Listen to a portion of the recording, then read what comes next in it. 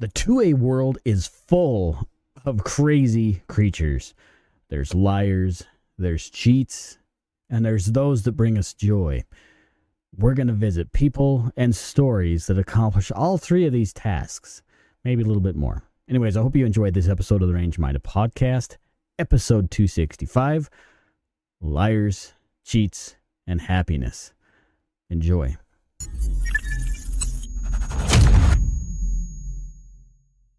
Welcome back to the Range Minded Podcast. My name is Steve, your ever humble host. I'm going to do my best to stay awake, not to sound sleepy, and to keep this thing moving right along. I don't know how long this episode is going to be. Honestly, I have no idea how long any of my episodes are going to be until I'm done editing, which I hate editing, by the way. For those of you that know or ever have made video content, know how fun it is to edit. It takes so freaking long. Anyways, like you heard in the intro, we're going to talk about some stories, maybe some current events that have taken place over the last few weeks. We've touched on some stuff already. Actually, that wasn't even an episode. I talked about some terrorism, how to prepare, that kind of stuff for events. If you want to check out that video, again, it's not part of the catalog of the podcast, but it is available on Rumble and YouTube. I didn't publish it on, if you're listening to normal audio podcast, whatever, it's not on there, but it is in the video form. Check that out. But like I was mentioning before I was so rudely interrupted by myself, the 2A community is so full of interesting people and interesting stories. It makes the 2A world go round. We have liars, we have cheaters, we have thieves, we have, and then we have the exact polar opposite. Then we also have stories that bring joy to the hearts of those who love our freedoms. Yes, in this episode, we're going to kind of touch on all three of those things and maybe a little bit more. So let's jump right into it. So first off, we're going to talk about the ATF director. Now, I know many of you are very fond of Stephen Dettelbach, who still is the current director of the ATF, or the Bureau of Alcohol, Tobacco, Firearms, and Explosives. Now, Mr. Dettelbach is renowned for his prowess and intellect when it comes to firearms. Over the last, I think, 5 years that he's been in office, he, well, according to him, has done many things and curbed gun violence and got control of post-pandemic violence, and all this blah, blah, blah, right? Until he went on Face the Nation, I think is what it was, him and his crackpot #1 detective investigator guy, which you've seen that video. I think I've shared, well, again, if you're not on my YouTube channel, you wouldn't have seen the video, but I made a mockery video of that amazing interview.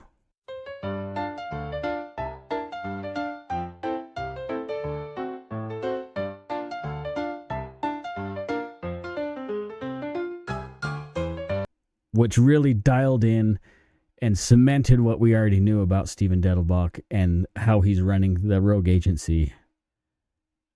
It just really brought the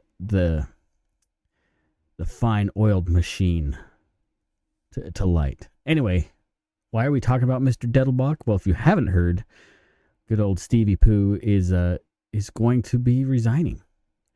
In fact, he sent his official resignation to Congress. And let's take a look at it real quick.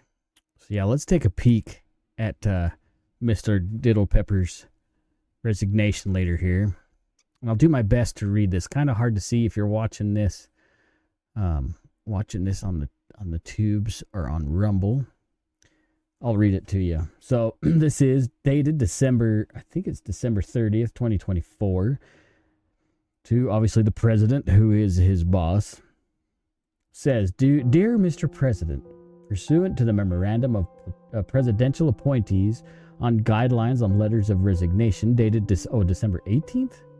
Wow, so it was a lot longer than I thought. Anyway, December 18th, 2024, I hereby tender my resignation as director of the Bureau of Alcohol, Tobacco, and Firearms and Explosives, effective January 18, 2025. It was the honor of my professional career to serve at the ATF in your administration. As you said with nominating me to be the ATF director, the mission of this agency isn't controversial, it's public safety. I now see the brave, talented people at the ATF live out your words for years, and we have realized results. Under your leadership, and of the Attorney General and Deputy Attorney General, we met head on the challenge of a historic spike in violent crime coming out of the pandemic. As I leave the ATF, the country has experienced 2 years of a historic decrease in violent crime rates. Including drops in firearm-related crime. That progress did not occur by accident. The heroic, talented, and hard-working people at the ATF, along with many partners, fought hard and risked everything to gain that ground. And Americans are better off for it. Thank you for the privilege of calling the men and women of the ATF my colleagues and calling you my president. Signed, sincerely yours, Stephen M. Dinglehopper. So old Mr. Dettelbach here, thank goodness, decided he was going to resign. He decided, maybe it's time I give up my talented and well-paying job that I love so much. I just hate to leave because I've done so much. Maybe it's just time for me to quit. But, I can't. When's a good date to do that? He's probably thinking to himself. I know the perfect date. I think I'm going to do it January 18 of 2025. Well, that's a coincidence because now that there's a new Congress and a new president coming in, new old president, President Trump, if you've been living under a stone, that Trump won the election. It was certified the other day. By the way, a lot of hilarious videos came out of that vote certification on the 6th. Hilarious.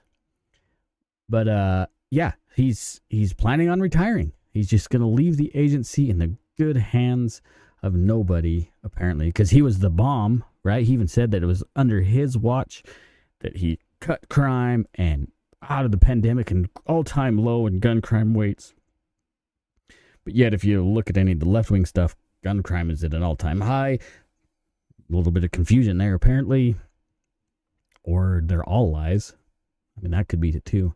But why the 18th of January, you say? Could it have something to do with President Trump coming into office the 20th of January?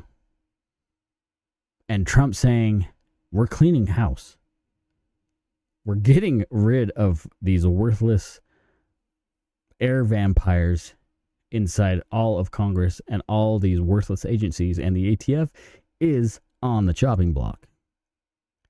And maybe Mr. Dettelbach figured, I don't want to get fired and have my half-assed reputation become quarter-assed. I'll just leave. I'll just resign. I can keep whatever pension I need to keep. I save face, whatever face that may be.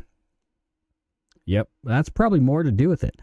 Old little Doodlefinger is retiring because he doesn't want to face the Trump administration, Doge, Congress, and more. Like I'll tell you about something else that's coming up that's fantastic. Maybe I'll save that for last, actually, because I want to end on a high note. I don't want to end on a low note. I'll save that for last. Put a pin in it. We're going to tell you a story that's going to be happy and joyous that might make a little bit more sense to Mr. Dungfinger's resignation. Because he's a peach. And according to him, in his own introspective, clear, and honest view of himself, he's amazing. Or he sucks. I kind of think it's probably the latter. I think he's probably really, really terrible because, again, between listening to all of his testimonies before Congress, his news, his interviews on the media, his lack of leadership, his Weasley way of not answering easy questions that will pin him down on comments that he's made before, and pin the ATF on things that they should be doing that aren't, or aren't doing the things they should, whatever way you want to look at it. This is a great thing. This is so awesome. Now, I know all of us would love to see Brandon Herrera as the next chief director, I guess that's what it is, director of the ATF. We would love to see Brandon Herrera. Is it going to happen? Probably not. But can you imagine if it did? Fantastic. That would be so rad. AKs for everyone. It's been a long time coming.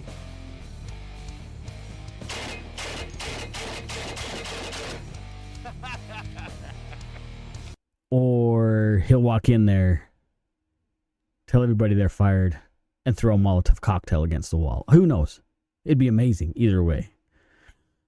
But we can all dream. Some of those things that bring the 2A happiness, stories like this. Oh, Stephen Dettelbach, you little devil, you.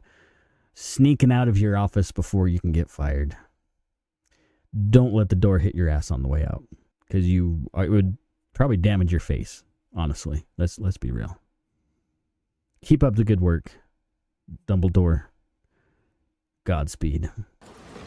Well, bye. You know, I was going to hold this next little segment till the end, but I have another really good story that I'm going to hold to the end, because this one really does correlate to what we're talking about. Along with the ATF, I have to look at my show notes here. Please bear with me. Along with the ATF director leaving because he's horrible, there's been some really good news. There's been some awesome things taking place. Let's share this. Let's share this with you real quick here. Now, I know we've talked about Mr. Eric Burleson. He's a Republican representative from Missouri. See, I had to look at my show notes again because I'm an idiot. So Mr. Burleson, he is well known for his disdain for the ATF, which again, this might have something to do with Stephen Dinglehopper leaving the agency, because there might not be an agency, by the middle of next year.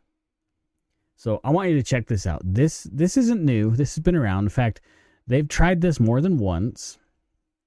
But Mr. Burleson here, he has decided he's going to reintroduce the bill to abolish the ATF, which so piffily named, it's so exquisitely named, is the Abolish the ATF Act. Pretty simple. In fact, this bill is only like a sentence that says, this bill is hereby to abolish the ATF. So something to that nature.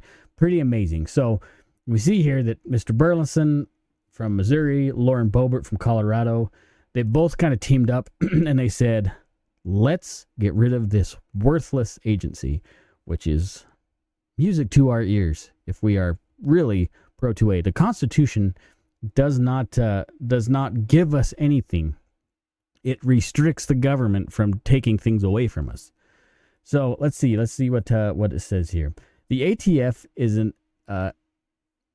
emblematic. Boy, I cannot read. I was homeschooled, I hope you know. The ATF is emblematic of the deep state bureaucracy that believes it can infringe on constitutional liberties without consequence, said Mr. Burleson. If this agency cannot uphold its duty to serve the people within the framework of the Constitution, it has no place in government. Amen. Hallelujah. Praise the Lord. This is amazing.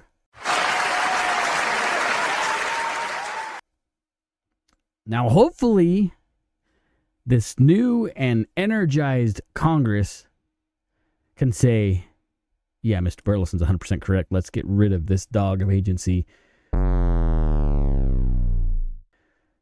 Dog. There's a joke in there with the ATF and dogs, I'm sure. You'll figure it out and let me know. And Mrs. Boebert said this, I cannot imagine any other circumstances or administration where the ATF serves as an ally to the Second Amendment and law-abiding firearms owners across America. As co-chair of the Congressional Second Amendment Caucus, I'm eager to continue this effort with Representative Burleson to defend our constitutional rights. The ATF should be abolished before they eventually abolish our Second Amendment. Thank you. You can do it! So the ATF, this is a good article. Let's see, where did I even get this article? I'll link it to the show notes, by the way. Oh, that's what it is. It came from this KZRG news channel, radio guy, whatever. But I'll link this in the show notes. You can look at this. This is a pretty good little story. So the ATF has been viciously attacking our Second Amendment rights since the 30s, mind you. Now, they've been, well, okay, maybe not the 30s, but you get what I'm saying. Is it the 30s? Or was it the 60s when the ATF came in? Regardless, I am having brain fog. I'm old. I'm feeble. Maybe I should be director of the ATF. But they've been infringing on our rights. They have been interpreting the Constitution their own way in a rogue agency without any oversight, with complete, what's the word that they give them? The government just gives them the will to do whatever they wish, and the blessing, right? They get the Pope's blessing, do whatever they want to our rights. And they have been destroying them ever since. The Constitution is clear. The Constitution does not grant us anything. It restricts the will of the government upon the people. God grants us rights. The Constitution restrains government from taking those rights away. And it's been a rogue agency for far too long. Yeah. Guess what? Reagan? Bush? Yep. Clinton? Bush? Oh, yeah. Obama? 100%. Clinton? Yep. The last guy we had, what's his name? Biden? Oh, boy, yeah. Every one of those presidents nibbles away like the little mouse, right? You give a mouse a cookie, what happens? The ATF is the same way. And the anti-gun extremist parties, by the way, that's on both sides of the aisle. There are anti-gunners on both sides of the aisle. We're going to be talking about that in a second. They're happy to nibble away at your rights that they didn't grant. That they're jealous. I think that's really what it boils down to. The government is jealous that it didn't grant any sort of rights. Let me bring this back to the real page so you can see my sexy face. The government is jealous that only God can grant rights, so they're eager to take them away and then throw us some crumbs. Don't buy into the old civics class that your kids take these days. No. This agency, along with many others, have been flippantly rat-holing your rights away. So then we see Mr. Burleson and Ms. Boebert and other congresspersons, we have to be correct here, working towards saving our Second Amendment rights because we need those rights. The only reason why we haven't seen complete tyranny is because we have the ability to keep the government in check. Yeah, I know. They have F-16s and missiles and blah, blah. So, the Taliban had goats and rags and AKs. Guess what? We were stuck in that hole for 20 years. The American people are a lot different than the desert dwellers, by the way. We have veterans who swore an oath to the country. We have current members in the military who swore an oath to protect this country from all enemies, foreign and domestic. We have citizens that hunt animals for fun, that dress in camouflage and hide in the woods for fun in bitter cold before the sun comes up for fun. Yeah. I don't think the enemies to our rights really comprehend that. But I also don't think that we believe what they say when they say it. Does the ATF need to go? Maybe. I don't know. I need to dive into that a little bit deeper. Is there some validity to the agency? Yeah, there probably could be, but it could be drastically pruned down. Drastically, if not gone completely. Because in all honesty, when the ATF goes and investigates a crime, what do? They call the local law enforcement. They have not really field agents, but they don't contract either, but they have people deposited in inside of local jurisdictions that go to ATF's trainings. They're like official ambassadors type things for the ATF that work for local agencies. So they're just pulling from the local agencies anyway. So, and this is exactly what Burleson talks about, not in this article, but I've heard him talk about it before, is like, they are just pulling people from local investigating units anyways. Why are we double dipping and wasting twice as much money when we can really still rely on there with maybe some federal help, but drastically less? President Trump says when he comes to office, he is going to be firing people, firing lots of people, because there is so much pork, there's so much waste in government. We are hemorrhaging money as a country. We are losing tons of money. And then we're giving in money and munitions and arms to other countries, but we don't give a crap about local veterans and homeless people that are homeless from hurricanes and storms, that they're so worried about global warming and all these extra storms that the global warming's causing. But screw those people that don't have places to live. Yeah, sure, it's sub-zero right now, but they'll figure it out. But we really need to send this money to another country.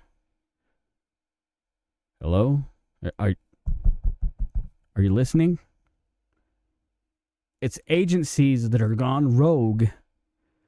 It's politicians that don't give a damn about us, that let agencies do whatever they want with very little superstition and probably a little bit of guidance from these people as well, to just diminish the rights that God gave you, not the government. I know, some of you might not believe in God. Fine, whatever. It's not from the government. Government cannot give us anything. They can only protect the stuff that exists, and they are not allowed to infringe on it more than they're supposed to within the restraints of the Constitution. I don't care if you don't believe me. Look it up. Just study. Study some more. I know I'm not the smartest guy in the room.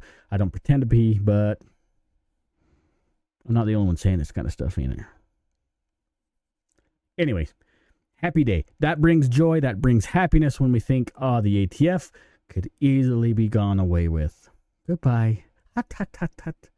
Goodbye. Tut, tut, tut, tut. Bye-bye. We'll see. Will this go anywhere? Maybe. Probably not. Probably won't go as far as we want it to. Does the agency at least need to be pruned down and reined in? Yeah, 100%. Chevron deference is gone.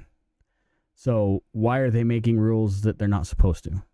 All those rules should come through Congress. That's it. The Judiciary Committee, the Department of Justice, all those need to come together. They need to make some rules, and the ATF needs to stick to those rules and no more. No more interpretation. This is black and white. That's what you're supposed to do. At the very minimum, that should be what happens with the ATF. We shall see. Hashtag Brandon Herrera, Director of ATF. LOL, smile face. All right, this episode is going swimmingly, so I don't want to destroy the pace of what we're doing right now, because I feel like I'm just on a roll. So let's keep it going. Oh man, that was a good radio voice. It almost sounded like Casey Kasem. Tim Kennedy. Oh, Tim. Yeah, Timmy!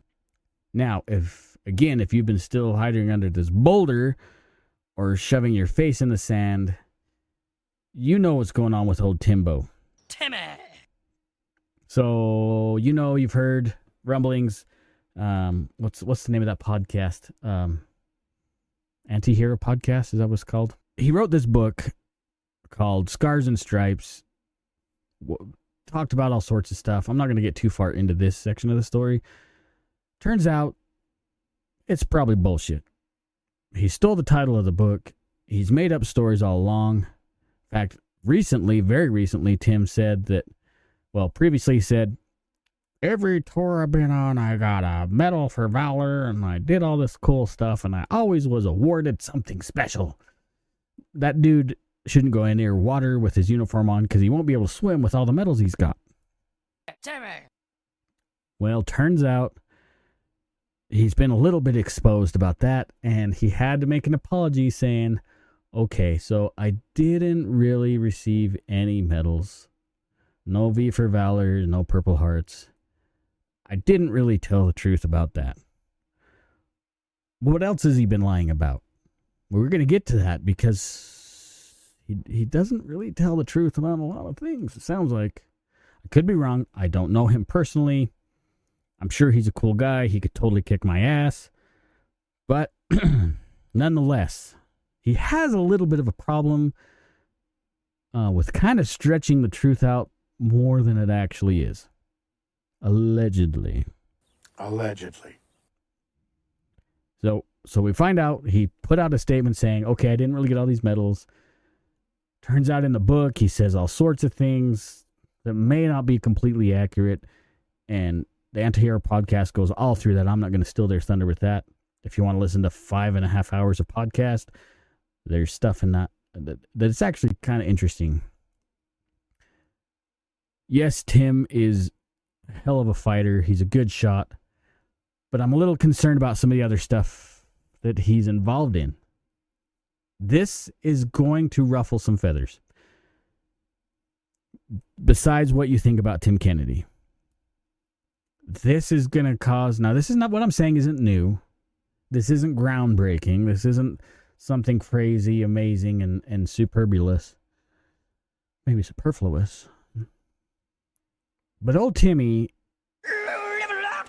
Okay, let me back up a little bit. This is what I think. This is just a theory. This is what I think is happening. Now, like I said earlier, this might ruffle some feathers and make some people unhappy with me. I think Tim Kennedy is considered an asset to Department of Defense. Not like an asset as a, maybe an asshat, but not as an asset as somebody we can send to the front lines and he's going to be super awesome. He's going to kill all the bad guys. But more like we need a tool to recruit people because our numbers are down. So what are we going to do? Now, this ties in, this is where I get this theory from. Let me back this up a little bit. Again, this is going to make some people unhappy. Marcus Luttrell. Now, some of you already know where I'm going with this. Marcus Luttrell, I can't remember the name of the podcast, but I watched segments of this podcast where he stated that he had some handlers with the CIA and the Department of Defense that used him to embellish the story that we know as Lone Survivor in his book. It wasn't quite accurate, but they embellished the story to make him look more than he was to get people excited about joining the military. Allegedly. But apparently the story of Marcus Luttrell, allegedly, is not as accurate as what it's portrayed in the book and in the movies. And Tim Kennedy kind of has the same feeling, if you will. Kind of the same storyline. That's kind of where I get this feeling with Tim. That he's used as propaganda, if you will, to make the military sound more exciting, to get more people involved, because they can be heroes like him. I could be wrong. Okay, this is just my theory. I'm not discounting. I know he served in the military. I'm not saying it's stolen valor. I'm not saying that he didn't go overseas and serve. He did. But what I am saying that maybe the things that he shared in his book aren't quite reality. Now, again, the Anti-Hero podcast is going into that, dissecting that book, talking to people that were there, and finding out that the stuff is not quite accurate. Or in other words, Timmy isn't telling the truth. Ooh, Timmy. Allegedly. So if Timmy is inaccurate with a book that he talks about, the stories he tells inside this book, if that's not true, What else isn't true that he's sharing? So, a while back, Tim went on a podcast. It was what was the name of the cyclist that got busted for steroids? Armstrong. Went on his podcast, the Armstrong podcast, talking about gun control. Yep. If you guys haven't heard this story, this is what happened. Yeah, I think about it all the time. Yeah. And then we think about what the solution is. That's what I think about. When was the last time you said gun control? Yeah, I believe gun control is a massive solution. Good. I do not think that. I didn't expect you to say that. I don't think a 19-year-old kid should have access to an AR-15. I don't think, he should be able to buy a pistol. Fortunately, he can't. But if you can't buy a pistol, how can you buy a semi-automatic AR? Mm-hmm. That doesn't make sense to me. Okay, so are you pro-gun or are you pro-gun control? Or does your moral compass have so much leeway that you will say whatever you want to say or whatever fits the bill of the people you're talking to make them feel warm and fuzzy? That's also a form of lying. That's deception at the least, because you don't stand for what you 100% believe. Now, AmmoLand, one of those organizations, questioned Kennedy about this, and I watched the interview. It's kind of long. I'll see if I can link it to the show notes as well. I mean, I have it in some of my stuff archived pages here opened up, but they questioned him about that. Said, "Hey, Armstrong asked you this. This is what you said. What are you talking about?"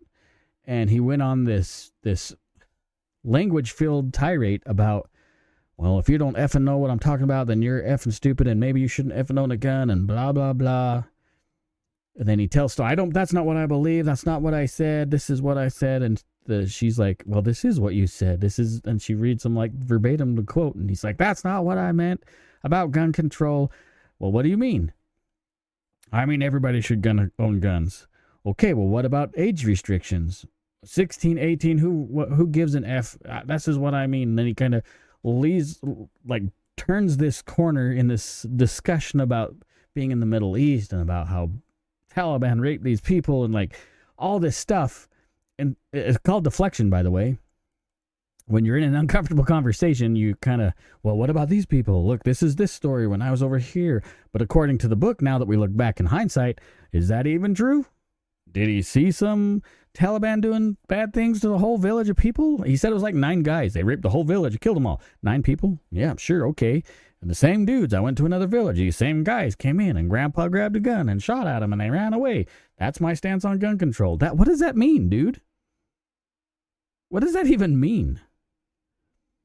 It's deflection. It's an uncomfortable point of his argument that he couldn't substantiate because he didn't know how to back out of that hole. And so he has to fortify what he left. And because he has contracts with Pro 2A companies and blah, like all this stuff. By the way, I think it was Mark Twain that said, tell the truth and you won't have to remember a thing. Pretty simple. Fast forward to a few years later. Tim Kennedy was on Joe Rogan. Same thing, gun control comes up. He talks about gun control, rah, rah, rah. I'm a cool guy. I'll punch you in the face. That kind of stuff. Well, then he comes and says, hey, I'm part of this new organization that me and my buddy made. It's called Double Check. And what it is we help gun sellers do a double background check because Nick sucks. And so I don't like all these people getting guns that shouldn't have guns. And it's like, well, and by the way, that organization, that's not what he said in the podcast, but that organization supports 100% red flag laws, which I don't know about you, that is a form of gun control. It's also a violation of the Fourth Amendment. But Timmy, hey, I'm part of this organization. By the way, he's also partners with a guy, what's his name? Jody Weiss. Jody Weiss was a Chicago cop that is majorly anti-gun. Part of the same organization called Double Check. Look it up. I'll link the organization through show notes. I tried to find an About Us link on that website. Surprisingly, there's nothing there, but there's some Facebook stuff that you can look up there too. Tim, just tell the damn truth, bro. I know you've got these big financial contracts with these big organizations, which there's one more thing I'm going to bring up in a second with a big organization. But here's my problem, man. If you're lying about being in Afghanistan, if you're lying about stuff in the book, if you're lying about medals that you didn't get awarded, if you're lying about an organization that you created that is actually a backdoor for gun control, what else are you lying about? And how can we give you credibility? And how can we believe you when you talk your way out of things? Which brings me to my next point. I spend way too much time on YouTube. Way too much time. And I watch a lot of gun tubers content. I watched Johnny B, which I find he's awesome and hilarious. I watch the Armed Attorney, Andrew, whatever his last Andrew, whatever Andrew's last name is. And Mr. Guns and Gear and all these Guns and Gadgets, right? I watch all these as much as I can because I enjoy them, honestly. Flannel Daddy, right? Like all these guys are fun to watch. They make great content. But there's something, if you've watched GunTube enough, you realize that a few years ago, all these dudes were sponsored by, guess what? This is going to piss some more people off, so hate me if you want, I guess. Honestly, this could put some of my financial stuff in jeopardy in a way, too. All these dudes were sponsored by USCCA. And if you've watched recently, a lot of these guys have come out with videos saying, we no longer support USCCA. Let me put a quick caveat right here. I do not hate the USCCA. I love their curriculum. I think their stuff, when I teach concealed carry classes, their stuff is the best that I've seen. Because most of the other stuff doesn't exist. Like the NRA's concealed carry stuff is dog shit. It's so bad. USCCA's content is it's good. It's clear, it's concise, it's up to date, it's easy to teach the principles that they show. I like it. This isn't a direct dig on USCCA, but it all comes right back to Timmy. So USCCA, so these dudes have dropped, I think, kind of sponsorship with USCCA. Did I say that? Boy, I slurred my speech. These dudes have dropped their sponsorships with USCCA. Some of them, like Johnny B was saying, was quite a while. Again, I have nothing against the USCCA, but let me just share their concerns with you. So USCCA is considered insurance, right? But part of USCCA's policy is if it's a criminal, if you're charged criminally, they cannot defend you, or they won't defend you, and you may have to pay that money back. As far as I understand, I could be wrong. There was a few cases in the past. I can't remember the gal's name. I want to say it was in Chicago. No, it couldn't have been Chicago. Anyway, it was a self-defense case, but when the USCCA attorney looked at it, he figured that it looked like it wasn't self-defense. So they backed out their policy. They canceled her. She's spent all this money up to that point, paid her memberships, right? But the USCCA did not cover her. Now, apparently, allegedly, that's not the only story like that out there. Again, I have nothing against the USCCA. This is just some concerns I have and some concerns maybe you need to look at. I'm not saying cancel your memberships. I'm not saying call them and tell them that they suck. I'm not suggesting that at all. But this ties back to Timmy. Timmy, I don't know if I can trust Tim Kennedy. That means his judgment's in question. And if organizations like USCCA are willing to hire Timmy, does that not put the integrity of that company in question? I'm just asking the question to you guys. It's just like if, okay, so I'm a trim carpenter. I own my own business. Now, if I hired a known person that is not good with children, if you know what I mean, and it's known, right? Very, very prominent individual in some way, shape, or form. I'm not going to be able to take that guy into homes where I know there's going to be kids around. It's going to hurt my business. It's going to tarnish the integrity of my company, like it or not. Tattoos used to be the same way years ago. More people are willing to hire folks with tattoos now. But I can remember a time that if you're covered in tattoos, you're not going to get a job because it tarnishes the business's image of being, upstanding or whatever, because there was a stigma tied into tattoos years ago. You know what I'm saying? You get what I'm putting down here? If organizations are willing to hire somebody that doesn't hold the integrity that the organization proposes to, that kind of diminishes the company's integrity. Am I wrong? I can't trust Tim with anything he says because it's all in question now. I don't feel like he's trustworthy. Is he a good dude? Yeah, probably. He's probably a cool guy. Again, he's tough. He could probably kick my ass. I know he can outshoot me. He definitely makes more money than I do. Sure, he's a cool guy. But there's a lot of cool guys out there that do dumb shit. And I'm kind of, I don't know. I don't know. Am I wrong? What do you guys think? Am I wrong in this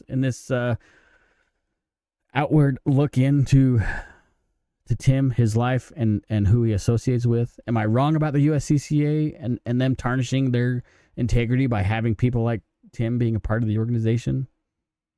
Tell me where I'm wrong. I told you, this is probably going to make some people mad. And because I'm an instructor with the USCCA, this could hurt me too. I'm not bashing the USCCA. I'm not saying the USCCA sucks. But I'm saying if you hire a guy that is part of an organization that's for red flag laws and openly has promoted gun confiscation, gun control on other forms, other podcasts, I'm just saying that doesn't really jive. Hate me. What am I going to do? What are we going to do? So I told you I wanted to end on a high note, and this is where we're going to end. This news is actually fantastic. Let's just kind of get away from the Debbie Downer type of stuff for a second, and let's talk about some great news. Some stuff that brings me so much joy, so much happiness, more than ice cream. I would say more than chocolate, but I don't really like chocolate. This stuff is awesome, and it makes me happy, and I hope it makes you happy too. So the FBI does, they keep track of the NICS background checks, which is great. If you've purchased a gun from a dealer, you know that you have to perform you fill out the 4473, which is the form for purchasing a firearm. If you don't have a concealed weapons permit for some reason or whatsoever, or some states still do the background check, they take your information, they call NICS. The NICS background check does all sorts of stuff, or you can do it online, which is way easier, by the way. If you're a dealer and you're doing phone call NICS background checks, what are you doing? If you do it online, you don't have to talk to people. It's so much nicer. Anyway, they compile all this data and they put it on these wonderful spreadsheets for nerds like me to look at and enjoy. I want you to check this out. Let's see here. Oh, yes. Look at that. In fact, let me pull this over a little bit. Well, I'm going to have to shrink this down. Pardon my effrontery. So look at this out. So this is the NICS firearms check for the year, months and years. So as the column goes right to left, that's, months, January, February, March, and so on. I know this is probably pretty hard to see on your screen. Maybe it's not.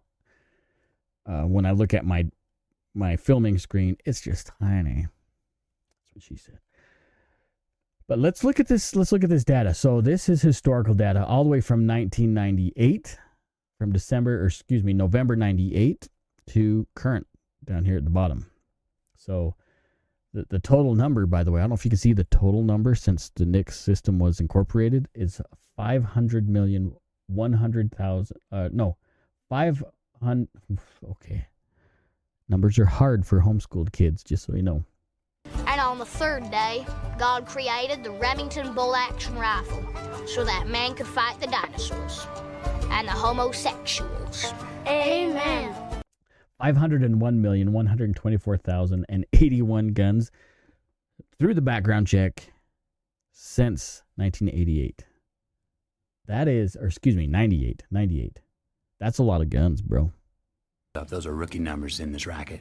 That's pretty sweet. I love this country. But we can look month by month. I wanted to try and find a bar graph for this, but this is the only data that I could find as fast as I looked, because I didn't look very quickly, so I just decided to do it this way.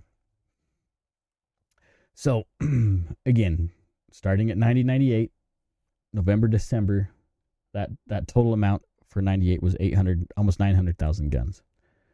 But we can go through the years and months. So, but I just want to look at 2024, which is this bottom column. In fact, let me zoom this in a little bit more for you here, so we can just talk about this bottom column here. All right, 2024. That's this bottom row here, okay? 2024, January, there was 2,200,000. It's hard to see, 237,000 background checks. February is 2.4 million. We'll just round the numbers a little bit. February, there was almost 2.7 million. March, there was 2.3, looks like. April, 2.1. May, 2.0. June, 2.1. July, 2.2. All the way down to December. Do you want me to go every month? All right. I mean, January, February, March. It's not marked. I have to count by. It's a good thing I paid attention in homeschool, right? January, February, March, April, May, June, July, 2.1. August, 2.2. September, 2.1. October, 2.3. November, 2.5. Almost 2.6 million in November. Pretty sweet. Then December of 2024, there were 2.7. In fact, I'll give you the actual number. 2,757,367 background checks just in December. Now, that doesn't equate to there was 2.7 million guns sold, because some of those background checks were multiple firearms on those forms. I know that because I know people that buy more than one gun on a background check form, right? So I'll have to look and see the total number of guns sold, but it's nice to see that, hey, 2.7 million background checks performed in December of 2024. It was a good Christmas for somebody. The total number of guns sold in all of 2024 is 28,097,205. 28 million guns. Or no, background checks. 28 million background checks, bro. That's craziness. I had to double check the number. That is good news. Those numbers are a little low, but hey, we'll take it. We'll take it. That's my phone, by the way. See? Oh, now you don't make the noise when I push on you. It's because the phone cable's stuck around here. Pardon me. Yeah, 2.7 million guns. How cool is that? Background checks. I did it again. Background checks. Man, that's a lot of background checks. I love this country. I cannot tell you how excited I am to know that I live in a country where we are free to speak how we want. We are free to worship how we may. We are free to assemble. We're free to petition the government. We're free to defend ourselves. We're free to not have people come into our house and search without any kind of warrant. We're free to not house troops in our house. We're free to face our accusers. We're free to a speedy trial. Like, there's so many things granted in the Bill of Rights that the founding fathers saw they had to fight against. Like, the only reason that stuff is in the Bill of Rights is because all those things were happening to them back in the day.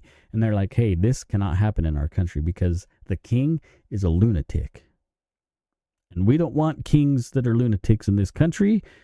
We want leadership that is bound by the will of the people. So we have our Constitution. Yes, the Constitution has been interpreted in too many different ways, I feel. Maybe 2025 begins an administration that cares. I hope. I mean, those of us that voted for the guy, that was the dream, that he was going to start cleaning up a mess. Could it go completely sideways? It could. Let's be real. I mean, he still could be not the guy that we hoped he was. It's true. Could be. But things are looking good at this point. So we got to keep the will. We got to keep the hope up. But that doesn't mean that we take our foot off the gas pedal and holding those who represent us accountable. We got to keep doing that.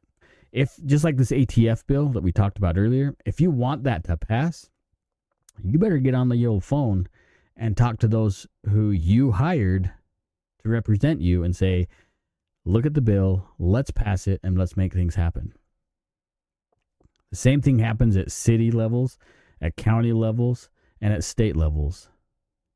Those people that represent you, maybe you didn't vote for them, but guess what? They still represent you, and you have to make your voice heard.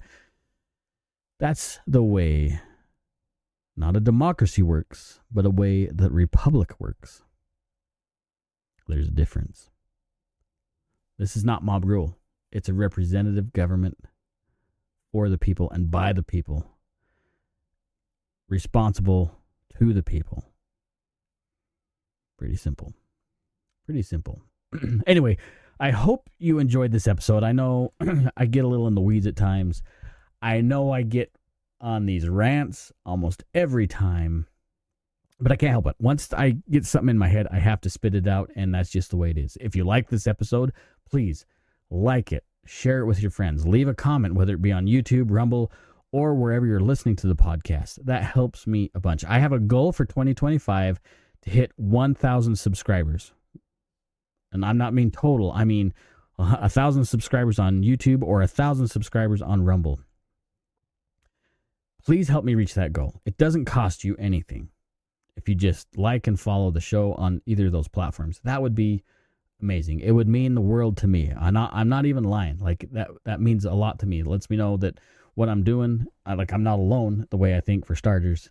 That what I do resonates with people. I know I got listeners, but a lot of those listeners don't follow the show. And I would appreciate if you did. Another way, if you want to support the show, you can jump on rangemindedpodcast.com. I don't get paid for what I do here. I do this for free on my own dime. In fact, it does not for free for me. Like it costs me money to run the website, to produce these videos, all this stuff. It costs me money. If you want to support the show, there's lots of ways you can do it. The easiest way to financially support the show is to jump on the website, rangemindedpodcast.com. Go to the shop, buy some patches. I love patches. You can see from the wall behind me. I just love those stupid PVC patches. And because I love them so much, I started making some, and they're available on the website. If you want to financially support the show, which would be amazing, you could jump to my Linktree, which I think is, it's definitely on my X account. Maybe I should link that to my... Actually, it might be linked on my webpage. I just had to redo my webpage. It's a long story. We're not going to get into it. Go to Linktree. There's a place. My Patreon's on there. You can share there. That'd be great. I love you guys. I really want you guys to know how much I care about you. Even though I don't see you guys, I do care about you, because we are all children of liberty and we live in this country together. And it is so important. If you live outside this country, fight for your freedoms anyways. It's all good. You are meant to be free. Be as free as you can, legally. Anyways, don't forget, you got to take somebody shooting, and always, always, always stay range-minded. See you guys.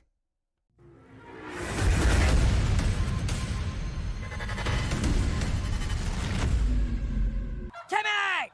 Shut up, bitch!